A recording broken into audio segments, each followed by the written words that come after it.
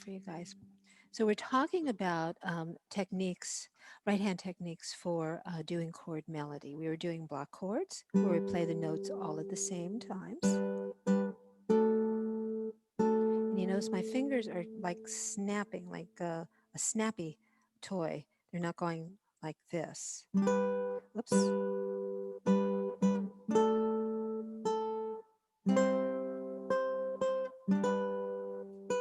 Another technique is to use our thumb.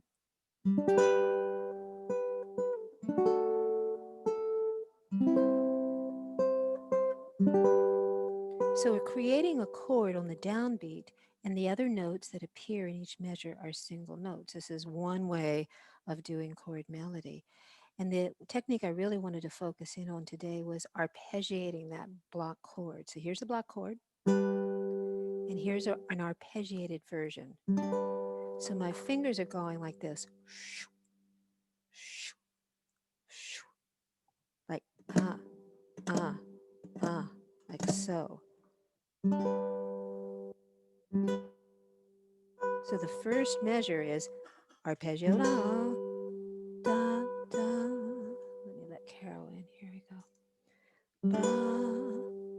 Now this is going to take some work. This is probably a movement that you're not that familiar with. It's going to take some wood shedding. So we're going 1, 2, 3. Now just as an exercise, let's just play it on each beat. So here's a G, G, G, G, G, A. I mean, sorry, D, C, G. Now that's just an exercise to begin to get this technique under our fingers. What I really like about this is that I can emphasize and accent the note that is the melody. So watch. See, I'm really punching that A string.